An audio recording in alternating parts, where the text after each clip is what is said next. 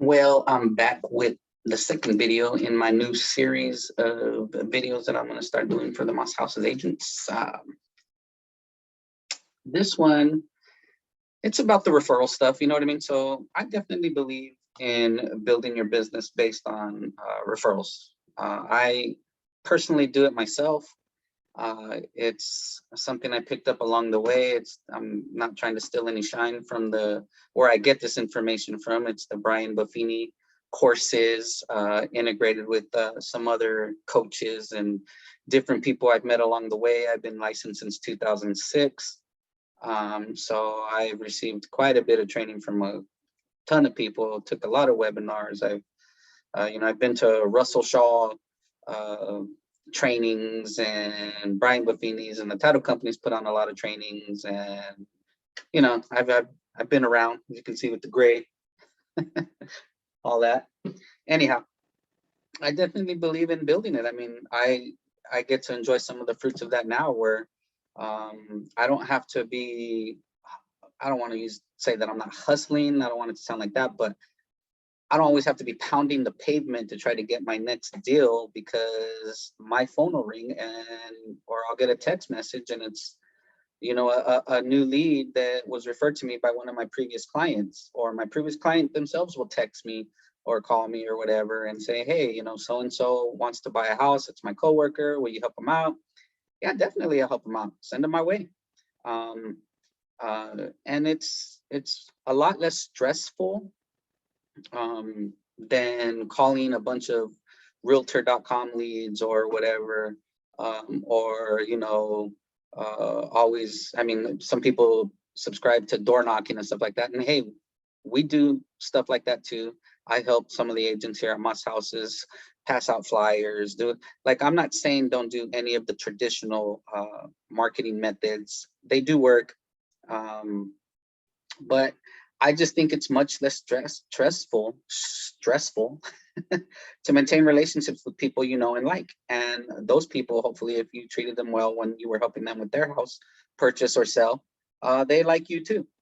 And because of that, they'll refer you out, and whoever they refer you to will immediately have a trust level with you, because of that, because they trust their coworker, or they trust their friend, or whoever it may be, family member, what have you. And so they already come in with a certain level of trust. Not saying that you don't have to still provide good service, but when you're meeting a stranger, you definitely have to start from the ground up and build that rapport. When you're meeting someone who's a referral, yes, they're still a stranger. However, they're already coming in with a level of trust that they might not have had if you were just a complete stranger that they had no clue. No one ever referred you. No one has thought good about you. There's just a difference. Maintaining relationships with people that you have already worked with, your client database, family, friends, people that know you, trust you, like you, they're gonna have an invested interest in helping you grow your business, because they like you. So by them referring you these people, which they'll be happy to do, it's going to help you grow. It's going to help your business grow. I'm not saying you shouldn't do the traditional marketing, like I've already mentioned. Me as the broker, for a lot of you, when you have your house transaction close, I will print out flyers and I'll mail them out. I'll do like just sold. I will post just sold stuff on social media. I actually will print some out, stuff them in an envelope, and shoot them out to the subdivisions, in the neighborhoods that you guys had your listing, or you helped a buyer buy in that subdivision. I'll send that out. So I still do a lot of traditional marketing stuff, posting online, posting social media, heavy on Facebook, Instagram, Snapchat, all that kind of stuff. So I'm not saying don't continue to do that.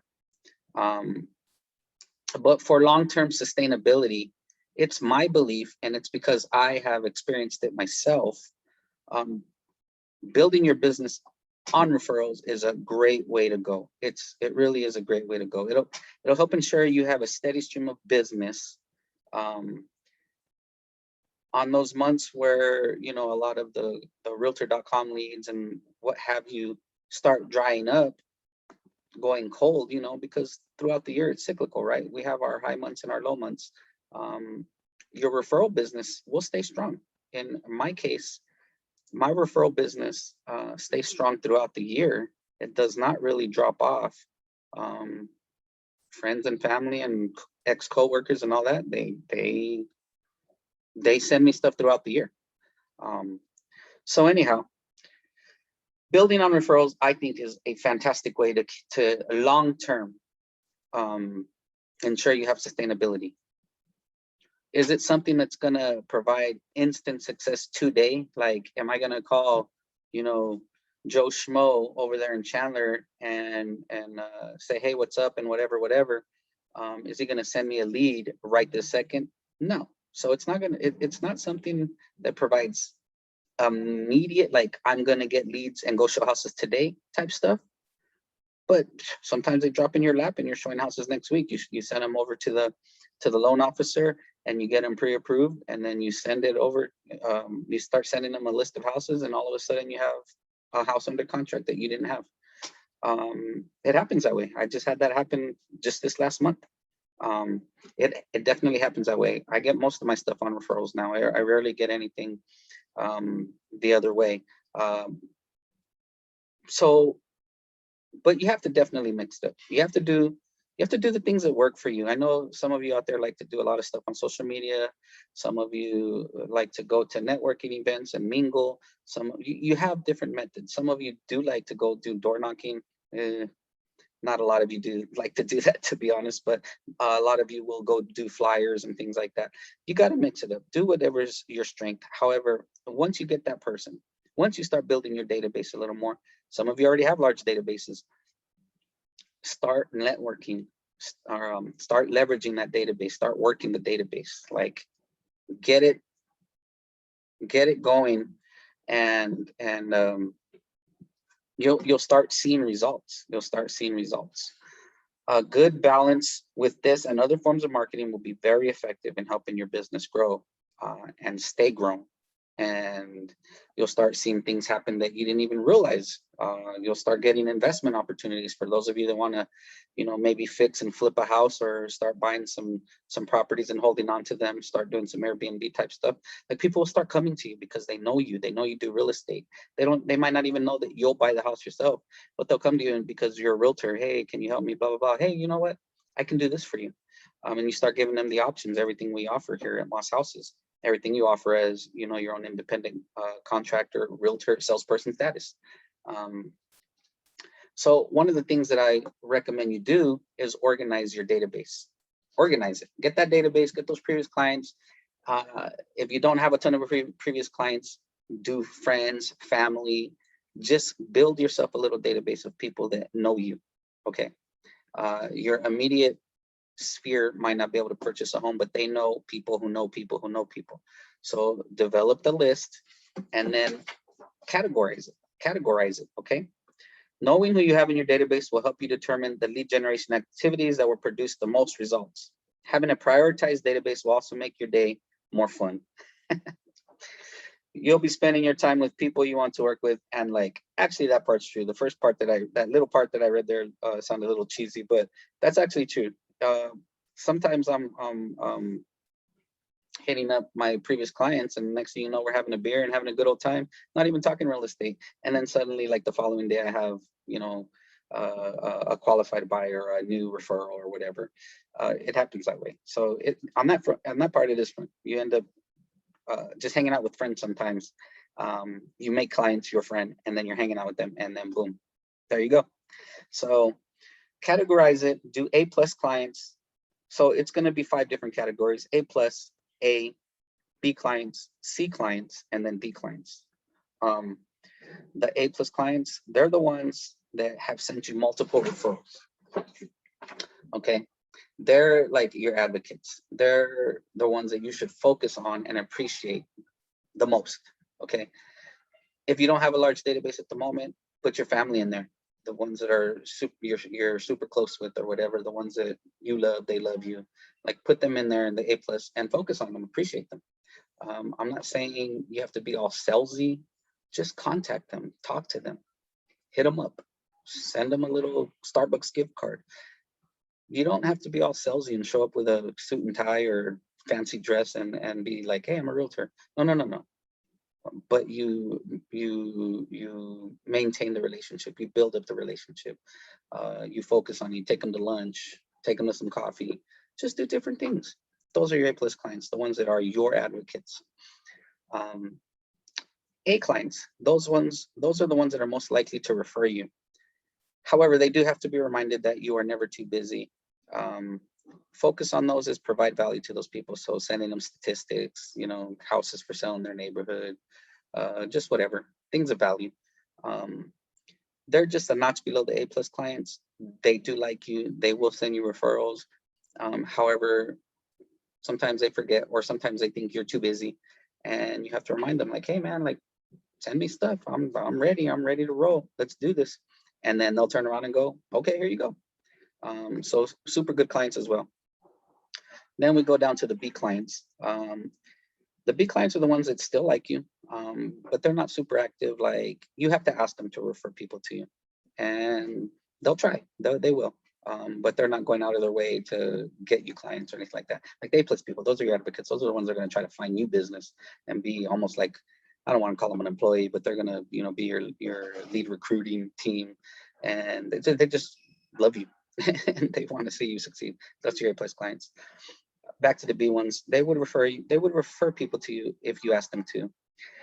You have to show them how to refer. So there's some people out there that they're not recruiters. So you have to let them know, like, hey, I really appreciate it. Do this, do this, do this. I'll love you for it. On those people, the B clients, you have to deepen the relationships with them. There's a reason they're B clients at the moment, B as in boy. You have to kind of work on those relationships. Not that they're bad, you just have to deepen it. After that, you have C clients. Those are the ones that are kind of like the new additions to your database. You just sold them a house, you're throwing them in there. They might refer you in the future, some people. You have to build a relationship with those people. Those are the ones, you don't always hit it off super crazy with all your clients.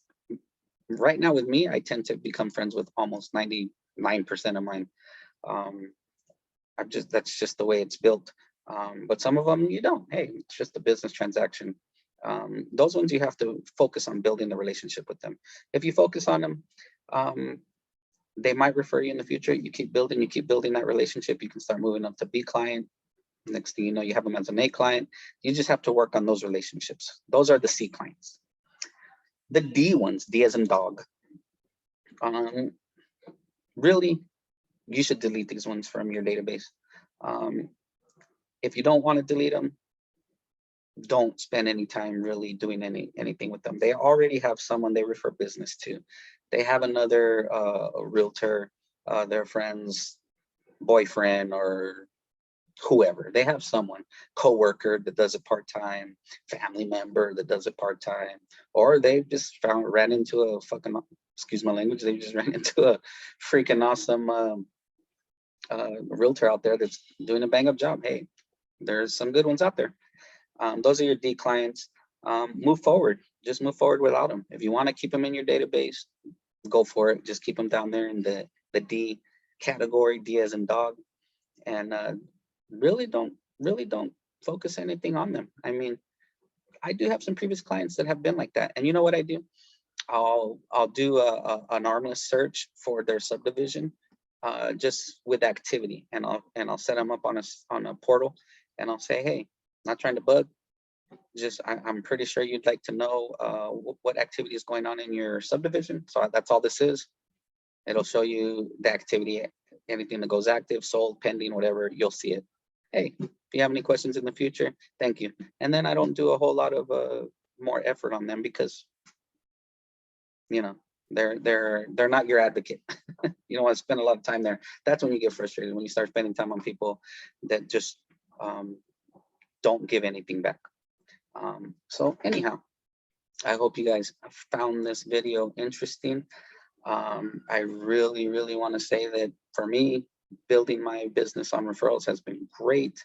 The longer I've been in real estate, the better it's gotten. Like I said, I don't have to really stress all the time about getting that next deal because my inevitably my phone rings or a text message or email comes through. So mix it up. Find what's right for you marketing wise. Some of you do love the other aspects of it as well. I'm not saying don't do that. Like I said, a good mix, balance, but definitely incorporate the referral building part of it into it because it's going to help you long term. All right. Well, I will see y'all next time. And hopefully you guys are going to like these videos. Hopefully they help out. Oh, and Moss Houses. Bye.